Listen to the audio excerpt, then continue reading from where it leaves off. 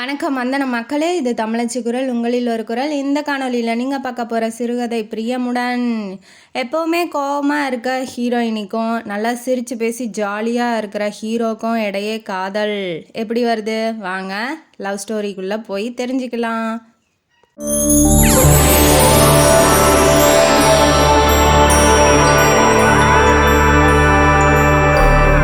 இந்த கதையோட ஆரம்பத்தில் ஹீரோயினான அனுராதாவை இன்ட்ரடியூஸ் பண்ணுறாங்க. அவங்க அண்ணன் அண்ணி கூட இருக்கிறாங்க. அண்ணன் அண்ணிக்கு 2 குழந்தைங்க இருக்கிறாங்க, வர்ஷினி விஷ்ணுன்ட்டு. அவங்க அண்ணன் வந்து போலீஸ் ஆஃபீஸராக இருக்கிறாப்புல, அண்ணி வந்து வீட்டோடு இருக்கிறாங்க. அண்ணன் பேர் ஷாம் சுந்தர், அண்ணி பேர் மஞ்சரி. 2 பேருமே ரொம்ப நல்லவங்க.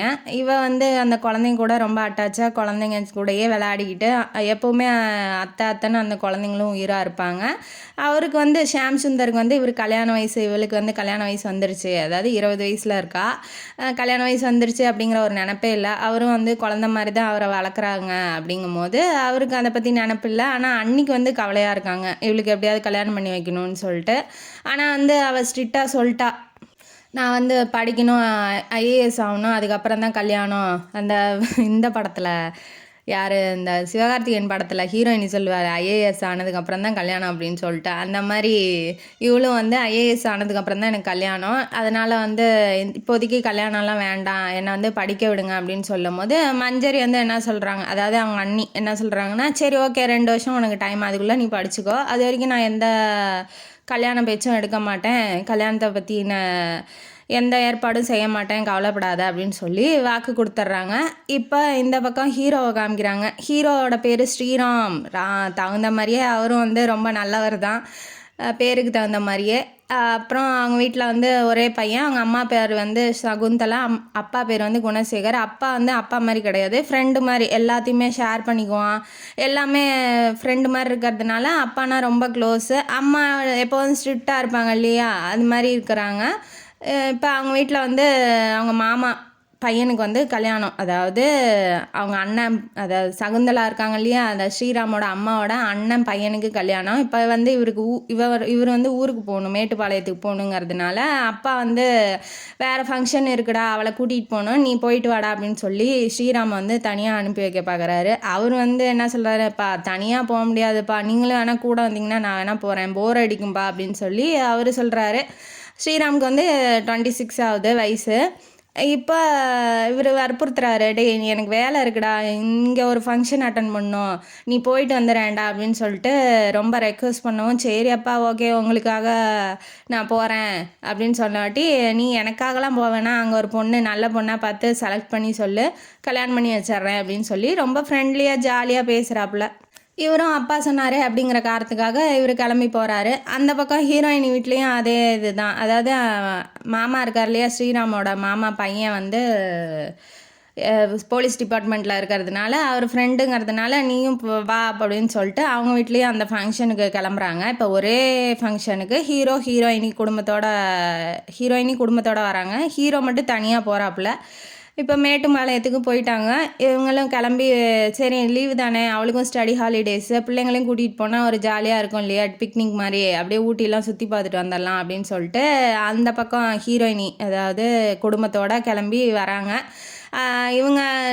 இவங்கெல்லாம் விளையாடட்டும், அதாவது அங்கே பொட்டானிக்கல் கார்டன் இருக்கும் இல்லையா ஊட்டியில், அவங்க விளையாட்டு, நம்ம வேணால் கல்யாணத்தை அட்டன் பண்ணிட்டு வரலான்னு அவங்க அண்ணி சொல்கிறாங்க, ஹீரோயினோட அண்ணி. சரி ஓகே, அப்போ அங்கே குடும்பத்தோடு போனாலும் நல்லா இருக்காது இல்லையா, அதனால வந்து சரி இவங்க விளையாட்டோம் அப்படின்னு சொல்லிட்டு பொட்டானிக்கல் கார்டனுக்கு போகிறாங்க. அங்கே ரூம் எடுத்து தங்கிட்டு இவங்க மட்டும் கல்யாணத்துக்கு நிச்சயம் நாள், அதுக்கப்புறம் தான் கல்யாணம், நிச்சயத்துக்கு போகணும் இல்லையா, அதனால் இவங்க கிளம்பி போகிறாங்க. இந்த பக்கம் வந்து பொட்டானிக்கல் கார்டனுக்கு குழந்தைங்கள்லாம் கூட்டிகிட்டு அனுராதா வந்து கிளம்பினோன்னா இந்த பக்கம் நம்ம ஸ்ரீராம் வந்து ரொம்ப போர் அடிக்குது, எங்கேயா போய் சுற்றி பார்த்துட்டு வரலாம் அப்படின்னு சொல்லிட்டு கிளம்புறாப்புல அதே கார்டனுக்கு. கிளம்பினோன்னே தூரத்துலேருந்து ஒரு பொண்ணு வந்து ஓடி வந்து கீழே விழுந்துடுறா. அவங்க அப்பாட்ட ஃபோன் பேசிகிட்டு இருக்காப்புல, ஓடி வந்து விழுகிறது வேறு யாரும் இல்லை, அனுராதாவோட அண்ணன் பொண்ணு, அதாவது வர்ஷினி வந்து கீழே விழுவுறாங்க. குழந்த அவங்களுக்கு 5 வயசு இருக்கும். அவங்கள கீழே விழுவும் போது இவர் போய் பிடிச்சிட்றாரு, என்னாச்சுமா அடிபட்டுருச்சா அப்படின்னு சொல்லி கேட்கும் போது, இல்லை அங்கிள் பால் எடுக்க வந்தேன் அப்படின்னு சொல்லிட்டு அந்த பொண்ணு சொல்கிறா. ரொம்ப க்யூட்டாக இருக்கிறதுனால அவர் ரொம்ப கொஞ்சறாரு. சரி, ஏன் தனியாக இருக்க, அவங்க வீட்டிலேருந்து யாரும் வரலையா அப்படின்னு சொல்லி தேடுறாரு. சுற்றி முற்றி யாரும் இல்லை. இவ பாலை எடுத்துக்கிட்டு, இல்லை அங்கிள் இங்கே தான் கிட்ட இருக்காங்கன்னு பாலை எடுத்துகிட்டு ஓடுறா. சரி எதுக்கும் நம்ம வாட்ச் பண்ணலாம், தனியாக இருக்காளோ குழந்த, எங்கேயாவது தொலைஞ்சிட்டானா என்ன பண்ணுறதுன்னு இவரும் பின்னாடியே போகிறாப்புல. அங்கே வந்து விஷ்ணுவை வந்து திட்டிகிட்டு இருக்கா நம்ம அனுராதா. அனு வந்து திட்டிகிட்டு இருக்கா. ஏன்டா இப்போ ஏன்டா வர்ஷினியை தனியாக விட்ட, நீ உனக்கு அறிவே இல்லையாடா, நான் இப்போ தானே சிப்ஸு தானே வாங்க போனேன், அதுக்குள்ளே ஏன் விளாட்ணும், பால் தனியாக போயிட்டா நீ போய் எடுத்துகிட்டு வர வேண்டியதானே, ஏன் பாப்பாவை அனுப்பிச்சி விட்டா அப்படின்னு சொல்லி ரொம்ப திட்டுறாங்க. அவள் வந்தோடனே ஹக் பண்ணிக்கிறாங்க. ஏன் இப்போ குழந்தை காணோன்னா பதட்டமாயிருவாங்க இல்லையா, அதனால வந்து அத்தை திட்டாதீங்கன்னு சொல்லி வர்ஷினி வரும்போது ஹக் பண்ணி, செல்லம் எங்கடா போனேன், ஏன்டா தனியாக போனேன், பால் போனால் பரவாயில்ல நான் வந்து எடுத்து கொடுப்பேன்ல, நீ ஏன் தனியாக போகிற அப்படின்னு சொல்லிட்டு ஹக் பண்ணி கொஞ்சம் போது அதை தூரத்துலேருந்து ஸ்ரீராம் பார்க்குறாரு. பிடிச்சி போயிடுது. ஒரு குழந்தை மேலே எவ்வளோ பாசமாக இருக்கா, அத்தை எவ்வளோ தேடின பற்றியா அப்படின்னு சொல்லி கேட்கும்போது இவ குழந்தைங்க இல்லை, அவங்க அண்ணன் குழந்தைங்களாட்டங்குது. ரொம்ப பாசமாக பேசுறது, அவள் ட்ரெஸ்ஸிங் சென்ஸு அதெல்லாம் பார்த்தோன்னே அவளுக்கு வந்து அவனுக்கு ஸ்ரீராமுக்கு வந்து பார்த்தோன்னே ஸ்ட்ரைக் ஆகிடுது. ஓகே, ரொம்ப பிடிச்சிருக்கு அவளை. நம்மளும் எத்தனையோ பேரை பார்த்துருக்கோம், ஆனால் பார்த்தோன்னே நமக்கு லவ் பண்ணணுன்னு தோணுதே அவளை அப்படின்னு சொல்லி மனசுக்குள்ளேயே நினைக்கிறான். ரெக்கை கட்டி பறக்கிறான். அவள் லவ் வந்துட்டு எல்லாம் அப்படி தானே இருக்கும், பட்டர்ஃப்ளைலாம் பறக்கும், மேலே பல்ப் எரியும், அந்த மாதிரி அவனுக்கும் வந்து எல்லாம் சிம்டம்ஸ்லாம் தெரியுது. சரி ஓகே, இன்ட்ராக்ட் பண்ணி பார்க்கலாம். நம்மளுக்கு தான் அந்த பொண்ணை தெரியும், வர்ஷினியை தெரியும் இல்லையா, அந்த குழந்தை, அதனால வந்து அவள்கிட்ட பேசுகிற மாதிரி அவள்கிட்ட போய் பேசலாம் அப்படின்னு சொல்லிட்டு தேடும் போது அதுக்குள்ளே காணோம். இது எங்கே போனான் அப்படின்னா, விஷ்ணு வந்து கோச்சிருப்பான், என் அறிவில்லை நீ ஏன் அப்படி திட்டலாம் அப்படின்னு சொல்லிட்டு அவன் கோச்சிட்டு போயிருப்பான். அவன் பின்னாடியே வர்ஷினியை தூக்கிட்டு ஓடியிருப்பான். அதனால அங்கே வந்து சுற்றி முற்றி தேடுறான். ஆனால் காணோம். அவன் நேராக ரூமுக்கு போயிட்டாங்கிறதுனால அணுவும் குழந்தைய தூக்கிட்டு ரூமுக்கு போயிட்டா. போனோன்னா அங்கே அம்மாட்ட கம்ப்ளைண்ட் பண்ணுறான், இந்த மாதிரி அவள் என்ன திட்டா, அத்தை என்ன திட்டா, நீ போய் கேளு அப்படின்னு சொல்லும் போது சரிடா நம்ம பேசிக்கலாம், அவளை வந்து ஒரு வழி பண்ணிடுறேன் அப்படின்னு சொல்லி சும்மா குழந்தைக்காக விளாட்டா இது பண்ணுறாங்க. அதுக்கப்புறம் ஐஸ்கிரீம் வாங்கி தர போகிறேன், நான் போயிட்டு வரேன் அண்ணி அப்படின்னு சொல்லும் போது அத்தை நானும் வரேன்னு அந்த அந்த திட்டினது சண்டை போட்டதெல்லாம் மறந்துட்டு அவன் ஐஸ்கிரீம் சாப்பிட அவங்க அத்தை கூட போயிடுறான். இவளுக்கு வந்து சந்தோஷம், குழந்தைங்க பாரு எவ்வளோ ஒட்டிக்குது அவள்கிட்ட, ஜாலியாக இருக்கிறா, ஹேண்டில் பண்ணுறா நல்லா அப்படின்னு சொல்லி ரொம்ப பெருமையாக நாத்தனாரை பற்றி அவங்க அண்ணன்ட்ட வந்து சொல்லிகிட்டு இருக்கா. என் தங்கச்சி இல்லையா அப்படி தான் இருப்பா அப்படின்னு சொல்லி. அவரும் வந்து ஜாலி டைப் தான், ரொம்ப ஸ்ட்ரிக்டெல்லாம் இல்லை.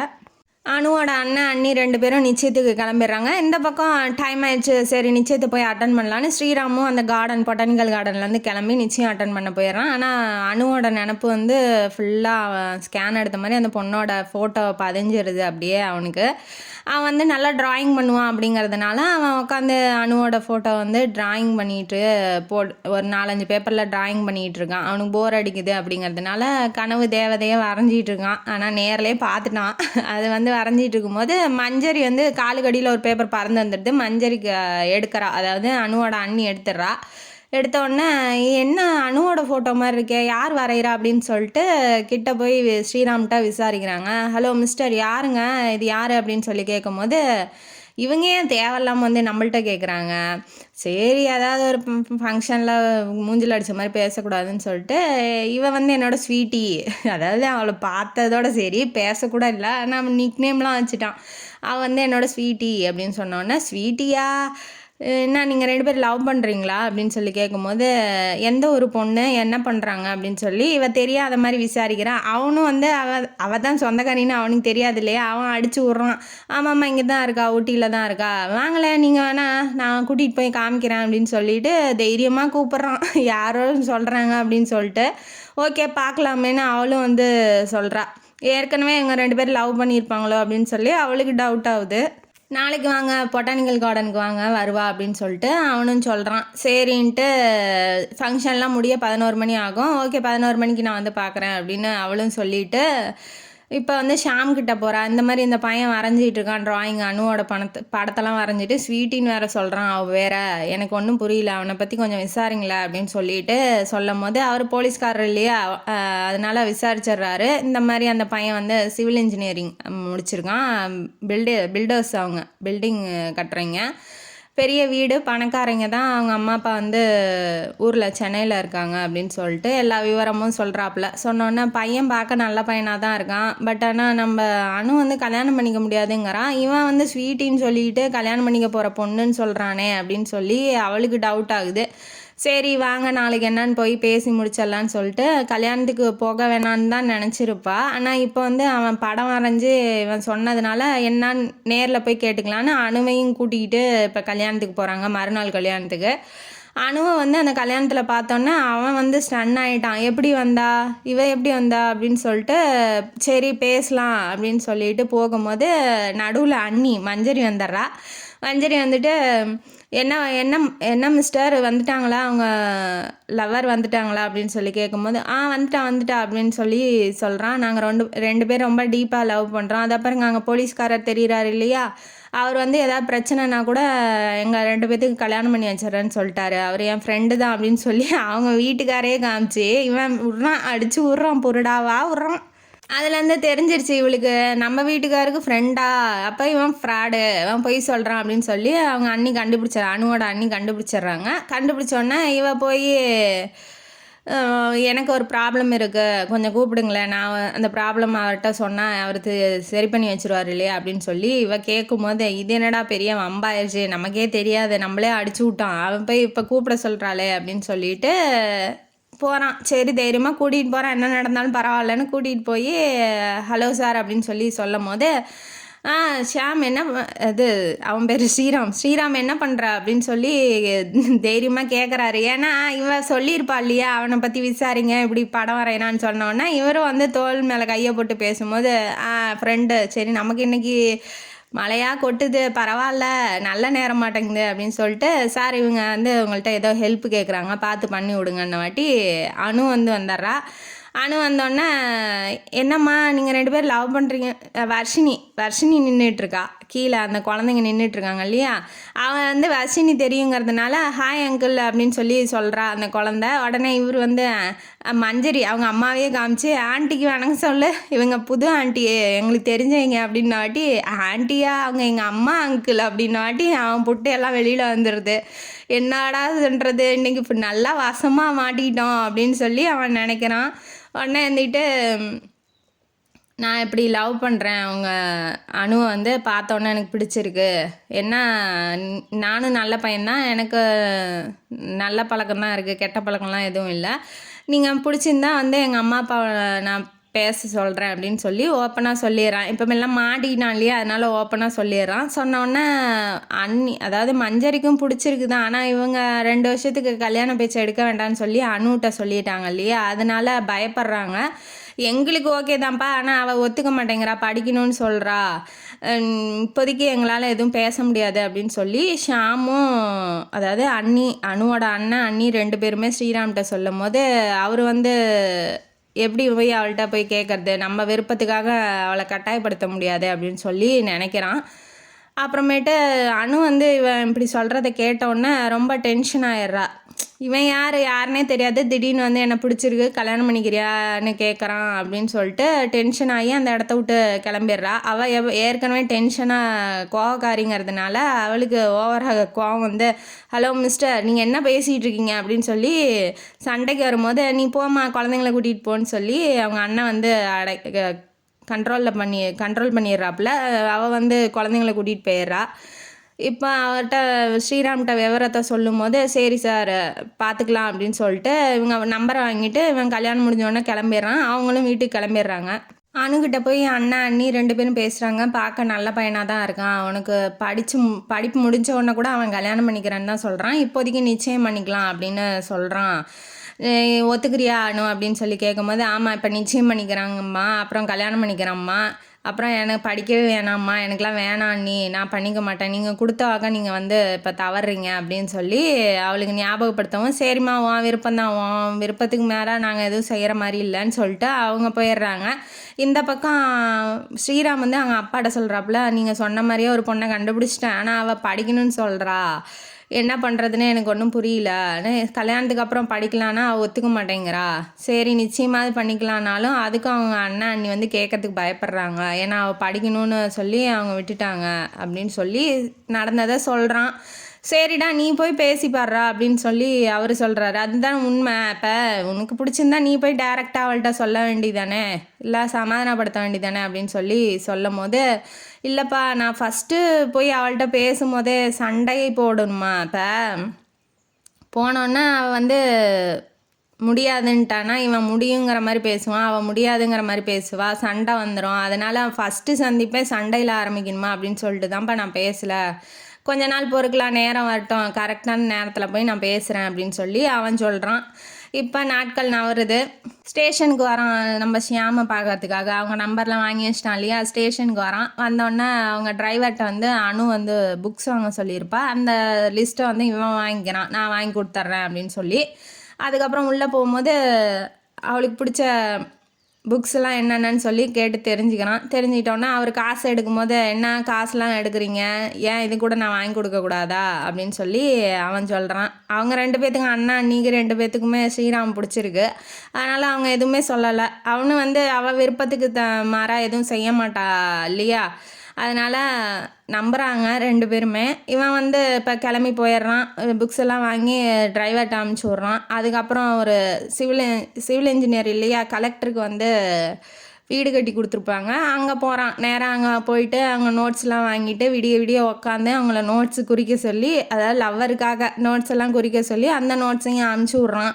அனுப்பிச்சி விட்டோன்னே அண்ணி என்ன சொல்கிறாங்க, அண்ணன் தான் ஃப்ரெண்டு, அவங்க மூலயமா அனுப்பிச்சி விட்ருக்காரு, நீ கொஞ்சம் பார்த்து படிச்சுக்கோன்ன வாட்டி அவளுக்கு ரொம்ப சந்தோஷம். ஓகே இது ஈஸியாக இருக்கே, ஜிகேலாம் பரவாயில்ல, நல்லா தான் பண்ணியிருக்காரு அண்ணன் அப்படின்னு சொல்லி நினைக்கிறா. உடனே அவங்க அண்ணன் வந்துட்டு, என்னம்மா புக்ஸ் எல்லாம் புதுசாக இருக்குது, பரவாயில்லையே அப்படின்னு சொல்லி, யார்கிட்டந்தும்மா வாங்கினேன், நோட்ஸ்லாம் இப்போ பக்காவாக இருக்குது அப்படின்னு கேட்டோன்னா, என்ன சொல்கிறீங்க, நீங்கள் உங்கள் ஃப்ரெண்டு தான் அனுப்பிச்சி விட்டாருன்னு அண்ணி சொன்னாங்க, அப்போ அது இல்லையா அப்படின்னாட்டி அவன் சுதாரிச்சுக்கிறான். ஆமாம்மாம்மா என் ஃப்ரெண்டு தான் அப்படின்னு அவன் சொன்னோன்னே அவன் கண்டுபிடிச்சிட்டா இவன் போய் தான் சொல்கிறான்ட்டு. அப்போ யாருன்னு பார்க்கும்போது விலாசம் அந்த அட்ரஸ் பாப்பா இல்லையா, அதில் வந்து அவன் ஸ்ரீராம் பேர் இருக்கிறதுனால அவள் டென்ஷன் ஆகிட்டா.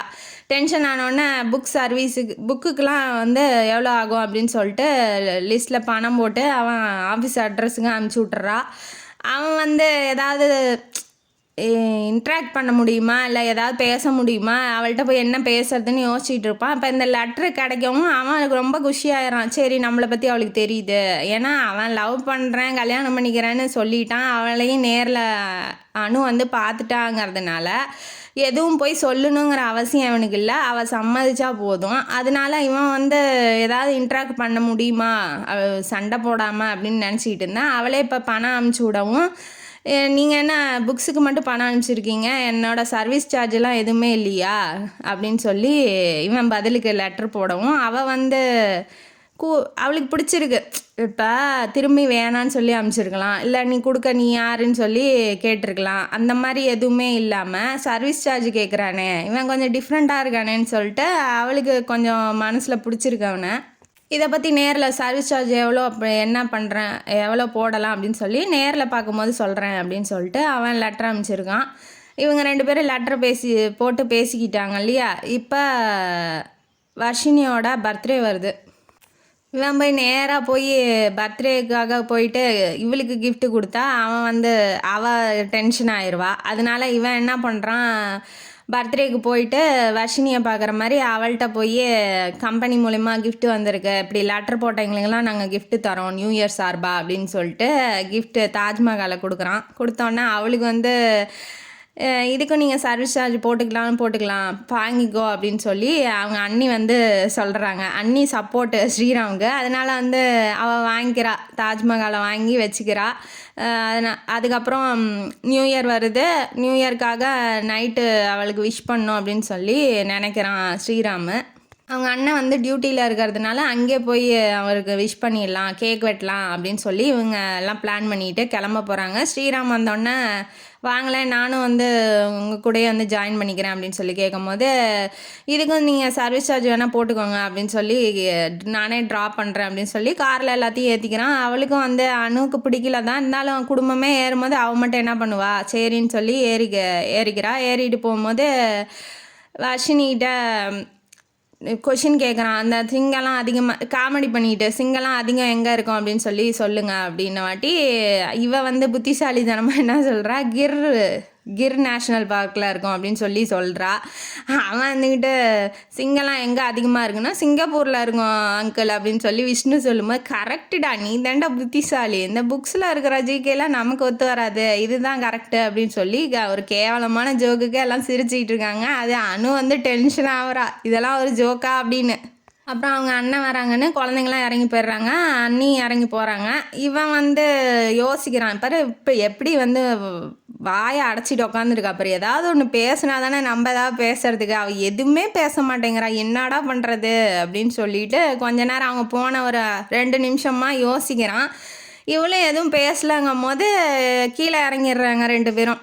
அவர் என்ன சொல்கிறாரு, எனக்கு டியூட்டி இருக்குடா, நீ கொஞ்சம் இறக்கி விட்டுரு, குழந்தைங்களையும் அண்ணியும் வந்து இறக்கி விட்டுறாங்க அப்படின்னு சொல்லி அக்கான்னு தான் கூப்பிடுவான் மஞ்சரியை, அதனால அக்காவையும் இறக்கி விட்டுரு அப்படின்னு சொல்லி சொல்கிறாப்புல. ஓகே அப்படின்ன வாட்டி குழந்தைங்களாம் ஆசைப்பட்றாங்க, வாமா கொஞ்சம் நேரம் பீச்சில் விளையாடிட்டு போகலாம் அப்படின்ன வாட்டி வேண்டான்னு சொல்கிறாங்க. இருந்தாலும் கூட்டிகிட்டு போகலாம் அப்படின்னு சொல்லி ஸ்ரீராம் சப்போர்ட் பண்ணும்போது ஓகே அப்படின்னு அவள் குழந்தைங்களோட போய் தனியாக விளாட்ற மாதிரி விளாட்றா. இவங்க கொஞ்சம் ஸ்பேஸ் கிடைக்கட்டும் பேசிட்டோம் அப்படின்னு சொல்லி, அதான் சப்போர்ட்டாக இருக்காங்க இல்லையா, அதனால் வந்து பேசிட்டோம் அப்படின்னு சொல்லி விடுறாங்க.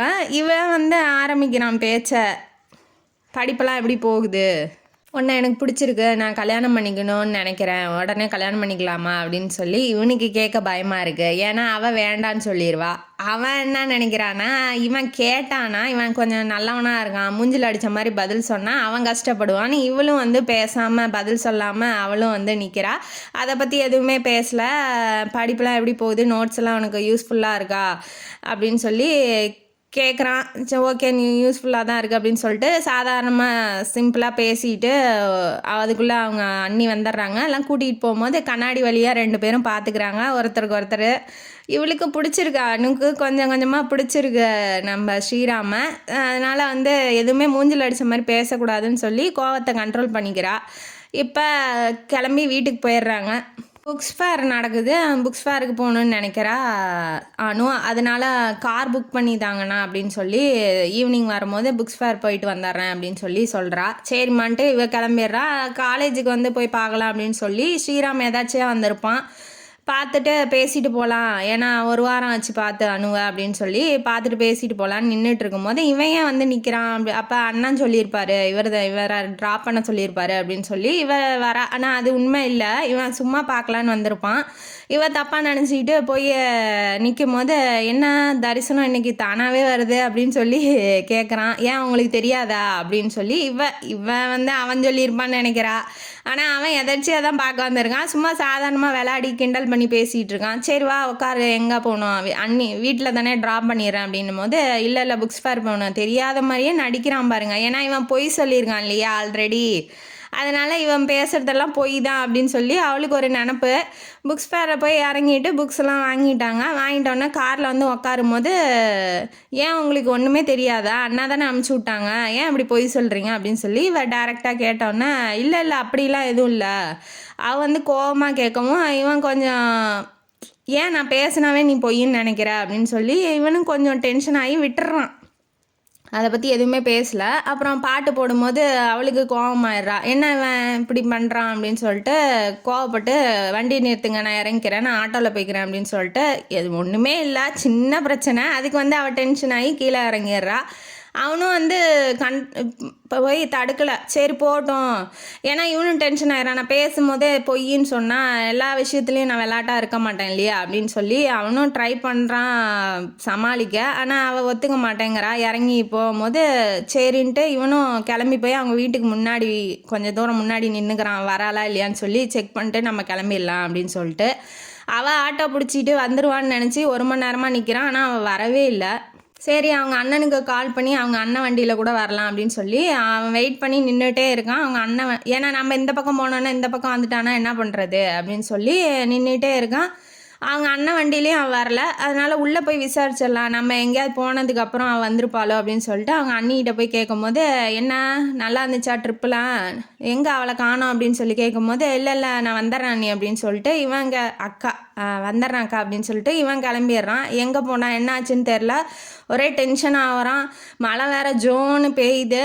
இவன் எங்கே போனானே தெரில. இவள் போய் பார்க்கில் வந்து உட்காந்து யோசிச்சுட்டு இருக்கா, இப்போ என்னென்ன நடக்குது அப்படிங்கிறது, இவன் ஏன் நமக்கு ஹெல்ப் பண்ணணும், இவன் வந்ததுலேருந்து எனக்கு நிம்மதியே போயிடுச்சு, என்னால் படிக்க முடியல, இவன் ஏன் திடீர்னு என்னை பிடிச்சிருக்குன்னு சொல்லணும், பொய் சொல்லிக்கிட்டு என்னை ஏமாத்துறான் அப்படின்னு சொல்லி ஒரு பக்கம் டென்ஷனாக உட்காந்துட்டு இருக்கா. இந்த பக்கம் மழை வரவும் வெளியில் வரா. ஐயோ மழை வருது, ரொம்ப நேரம் ஆச்சு, அண்ணா அண்ணி தேடுவாங்களேன்னு இப்போ தான் நினப்பு வருது. இப்போ வெளியில் கிளம்பி வரும்போது ஆட்டோவுக்கு வெயிட் பண்ணிகிட்டு இருக்கா.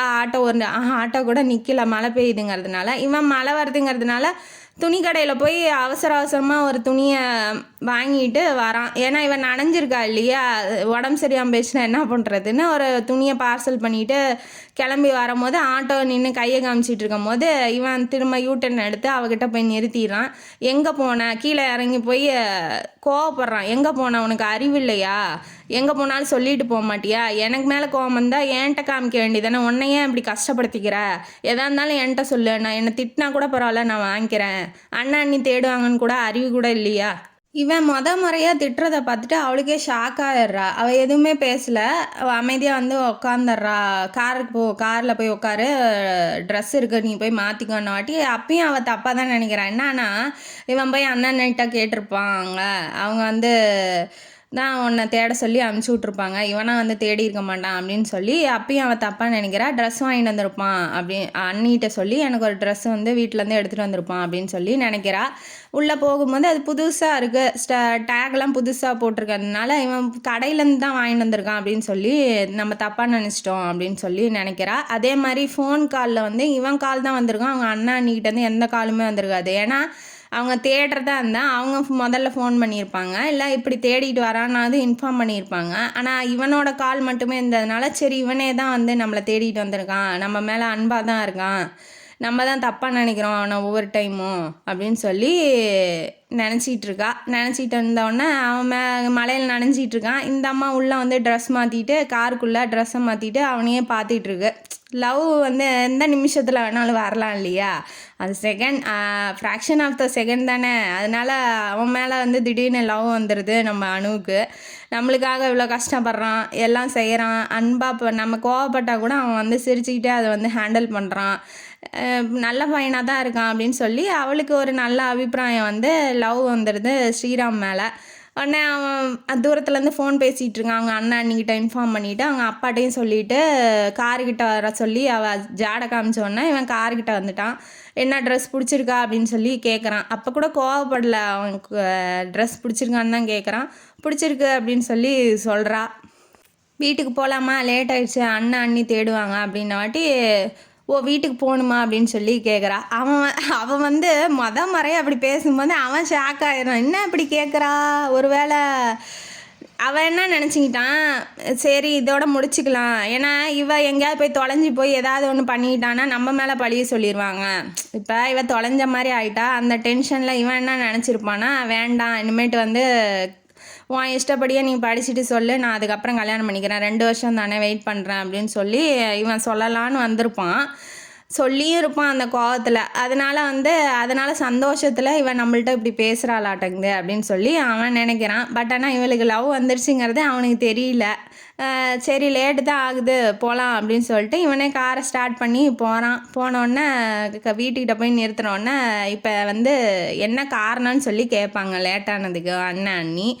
நீ என்ன பதில் சொல்கிறியோ சொல்லு, நானும் அதையே வந்து சொல்கிறேன், ஏன்னா ஒருத்தருக்கு ஒருத்தர் மாற்றி சொன்னால் மாட்டிக்குவோம் அப்படின்னு சொல்லி சொல்லும் போது அவன் என்ன சொல்கிறா, இப்படி ஸ்ரீராம்ங்கிற லவ்வர் கூட போய் டேட்டிங் பண்ணிட்டு இருந்தேன், அதனால லேட் ஆகிடுச்சு, இனிமேட்டு லேட் ஆனால் உங்கள்கிட்ட வந்து ஃபோன் பண்ணி சொல்லிடுறான் நீ அப்படின்னு சொல்லிக்கிறேன் அப்படின்ன வாட்டி அவன் ஷாக் ஆயிடுறான். என்ன லவ்வரா நம்பலா அப்படின்னு சொல்லி ரொம்ப குஷி ஆயிடுறான். என்ன சொன்ன திரும்ப சொல்லு, என் காதுலேயே விழுகலை அப்படின்ன வாட்டி திரும்ப அதை சொல்லும் போது அவன் ரொம்ப சந்தோஷமாக ஆயிடுறான். அவனுக்கு தலைகால புரியல, என்னடா இது நடக்குது, 6 மணிக்கு திட்டினவா 9 மணிக்கு லவ்வருங்கிறாளே அப்படின்னு சொல்லி அவனுக்கு ஒன்றுமே புரியல. உள்ளே வாங்கன்னு சொல்லி சாப்பிட வைக்கிறாங்க. இவங்க 2 பேரும் பேசிட்டுன்னா அண்ணி உள்ளே போயிடுறாங்க.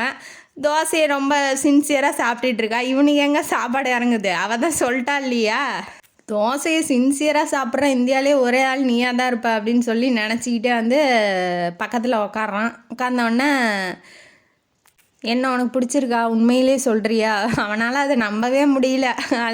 அவன் போய் திரும்ப கேட்கும் போது எத்தனை வாட்டி சொல்கிறது, அதான் பிடிச்சிருக்குன்னு சொல்லிட்டேனே அப்படின்னு சொல்லி சொல்கிறா. சொன்னோடனே அவன் ஹக் பண்ணிக்கிறான் அவளை. தோசையெல்லாம் அது அப்புறமா கிடக்கட்டும் அப்படின்னு சொல்லி ஹக் பண்ணி நெத்தியில் கிஸ் பண்ணுறான். எனக்கு இந்த வாழ்க்கையில் கிடைச்ச ரொம்ப பெரிய சந்தோஷம்னா இந்த நாளை தான் சொல்லுவேன் அப்படின்னு சொல்லி ரொம்ப சந்தோஷமாக இருக்கான்.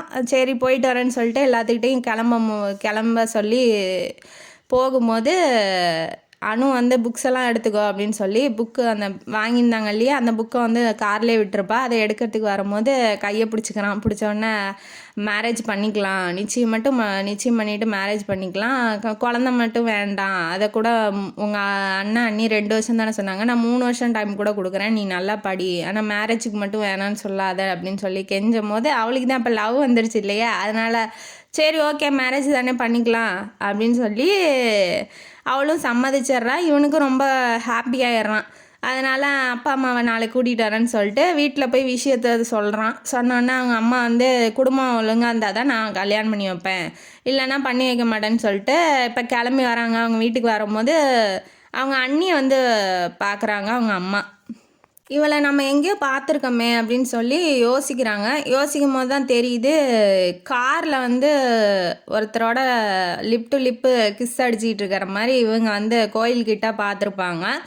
இவளுக்கு வந்து இவன் ஏன் இப்படி இந்த மாதிரி இவன் இல்லையே, அன்னைக்கு கூட இருந்தது இவன் இல்லை, அதாவது அவங்க வீட்டுக்காரான போலீஸ்காரர் இல்லை, வேற ஒருத்தன் தான். அப்போ இந்த பொண்ணு வந்து சரியில்லை, நடத்த சரியில்லை, இந்த குடும்பத்துலேயே நம்ம பொண்ணு எடுக்கணும்னு சொல்லி அவங்க அம்மா வந்து டென்ஷன் ஆயிடுறாங்க. டென்ஷன் ஆனோடனே அந்த அணுவை கூப்பிட்டு என்ன சொல்கிறாங்க, இல்லை நீ உங்கள் அண்ணன் அண்ணி சவகாசம் வச்சுக்கூடாது கல்யாணத்துக்கு அப்புறம் அப்படின்னா சொல்லு, நான் வேணால் கல்யாணம் பண்ணி வைக்கிறேன், மற்றபடி வந்து இந்த குடும்பத்தில் பொண்ணு எடுக்க எனக்கு விருப்பம் இல்லை. ஏன்னா அவங்க அண்ணி வந்து அந்த மாதிரி சீனில் பார்த்துருக்காங்க இல்லையா, அதனால் வந்து அவங்க நினைக்கிறாங்க இதே மாதிரி தான் இவளும் இருப்பா அப்படின்னு சொல்லிட்டு சொல்லும் போது அவள் டென்ஷன்காரி ஆல்ரெடி. இவன் வந்து அவங்க அண்ணியை பற்றி அப்படி சொல்லவும் நீங்கள் யார் அதை பற்றி சொல்கிறதுக்கு அப்படின்னு சொல்லி சண்டை வந்துடுது. அவங்க அம்மா வந்து ஸ்ரீராமோட அம்மா வந்து அப்பா அடக்குறாரு, அணுவை வந்து ஸ்ரீராம் அடக்குறான், கொஞ்ச நேரம் அமைதியாரு பேசாமரு அப்படின்னு சொல்லி அவன் அடக்குறான். 2 பேத்துக்கு சண்டை வந்துடுது. அவன் கோட்டையெல்லாம் சுக்குநூறாக அவதுலே ஆயிடுது.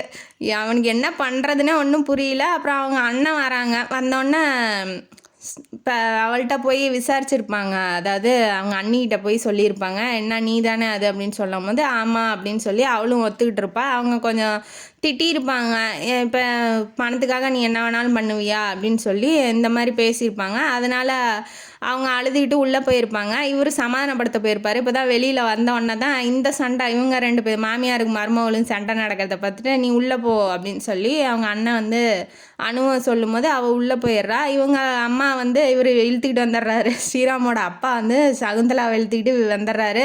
இவனும் வீட்டுக்கு போயிடுறான், நான் என்னன்னு பார்த்துட்டு சொல்கிறேன் நான் அப்படின்னு சொல்லிட்டு இவன் கிளம்பி வந்துடுறான். சமாதானப்படுத்துகிறாங்க. ஆனால் அந்த அம்மா வந்து ஒத்துக்க மாட்டேங்க, ஸ்ரீராமோட அம்மா வந்து ஒத்துக்க மாட்டேங்கிறாங்க. இந்த மாதிரி வேண்டாம், இந்த குடும்பத்தில் நான் பொண்ணே எடுக்க மாட்டேன், நீயும் கல்யாணம் பண்ணிக்க கூடாதுங்கும் போது நான் என்ன பண்ணாலும் அவளை தான் பண்ணிக்குவேன், இல்லைன்னா கல்யாணமே பண்ணிக்க மாட்டோமா அப்படின்னு சொல்லிட்டு இவரும் கோவத்தில் சொல்லிட்டு போயிடுறாப்புல. சரி மறுநாள் ஆகுது, இவர் போய் சமாதானப்படுத்தலாம் அப்படின்னு சொல்லி போகிறாப்புல. அப்போ வந்து இவர் என்ன சொல்லிடுறாரு, யார் ஷியாமு போலீஸ்காரர் என்ன சொல்லிடுறாரு, அவள் படிக்கட்டும், இப்போதைக்கு வேண்டாம், அவங்க அம்மாவும் சமாதானம் ஆக கொஞ்சம் டைம் வேணும் இல்லையா, அதனால அவள் படிக்கட்டும், டெல்லிக்கு அனுப்பலான்னு இருக்கேன், நீ இதை பற்றி எதுவும் பேசாத, 1 இயர் அவள் நல்லா படிக்கட்டும், அதுக்கப்புறம் பேசிக்கலாம் அப்படின்னு சொல்லி அவருங்க சொல்லும் போது இவனும் அதே தான் சொல்லலான்னு வந்திருப்பான், அம்மா சமாதானம் ஆகட்டும், அது வரைக்கும் படிக்கட்டும்னு. ஆனால் டெல்லி வரைக்கும் போவேணாம் அப்படின்னு சொல்லி நினச்சிருப்பான். பட் ஆனால் என்ன பண்ணுறது, அங்கே தான் போய் அனுப்பிச்சுட்றேன்னு சொல்கிறாங்க, நம்ம போய் எதுவும் பேசவும் முடியாது. அதனால் சரி ஓகே நீங்கள் சொல்கிற மாதிரியே செஞ்சுக்கோங்க அப்படின்னு சொல்லிட்டு கடைசியாக நான் பார்த்துட்டு வந்துடுறேன் அணுவை, நாளைக்கு ஊருக்கு போகிறா இல்லையா, அதனால் நான் போய் பார்த்துட்டு வந்துடுறேன்னு சொல்லிட்டு உள்ளே கதவுக்கிட்ட திறக்கிறான். திறந்தோடனே அந்த அம்மா எதுவுமே பேச மாட்டேங்குது. இதுதான் டென்ஷனில் இருக்கே, அந்த அம்மா எதுவுமே பேச மாட்டேங்குது. பேக்கில் பெட்டியில் வந்து துணியெல்லாம் எடுத்து வச்சிட்டு இருக்காங்க. என்ன பேச மாட்டியானோ, என்ன எதுவுமே சொல்ல மாட்டேங்கிற அப்படின்னு சொல்லும் போது காதும் கேட்காது வாயும் பேச மாட்டேங்கிற, என்ன இந்த பொண்ணு இப்படி இருக்கா அப்படின்னாட்டி, ஓ நான் பொண்ணாயிட்டேன், இப்போ அணுவாக இருந்தேன் இப்போ பொண்ணாயிட்டேனே அப்படின்னு சொல்லி அவள் டென்ஷனில் கத்துறா. நீங்கள் என்கிட்ட பேசாதீங்க, முதல்ல அவங்க அம்மாட்ட போய் யார்கிட்ட என்ன பேசணும்னு சொல்லி லெசன் எடுத்துகிட்டு அப்புறமா வந்து எனக்கு லெசன் எடுங்க அப்படின்னு சொல்லி அவள் டென்ஷனில் கத்தும் போது சரி ஓகே நான் வேணா உனக்கு ஹெல்ப் பண்ணவா அப்படின்னு சொல்லி கேட்குறாரு. அதாவது அந்த மேட்ருக்கே அவர் போகல, ஹெல்ப் பண்ணுறேன் அப்படின்னு சொல்லும் போது உங்கள் ஹெல்ப் எனக்கு வேணாம், நீங்கள் எந்த ஹெல்ப்பும் எனக்கு பண்ண வேணாம் அப்படின்னு சொல்லி சொல்கிறா. சொன்னோன்னே அன்பா இங்கே பாரு அனு, கோவப்படாத, வாழ்க்கையில் இப்படி தான் இருக்கும், கொஞ்சம் அட்ஜஸ்ட் பண்ணிக்கலாம். அம்மா வந்து தப்புன்னு எப்போ தெரிஞ்சுதோ அப்பயே வந்து உங்கள்கிட்ட மன்னிப்பு கேட்பாங்க, கவலைப்படாத அப்படின்னு சொல்லி எவ்வளவோ சொல்கிறாங்க. ஆனால் அவள் கேட்க மாட்டேங்கிறா. சரி ஓகே நான் போயிட்டு வரேன் அப்படின்னு சொல்லிட்டு கிளம்பி போகிறாப்புல.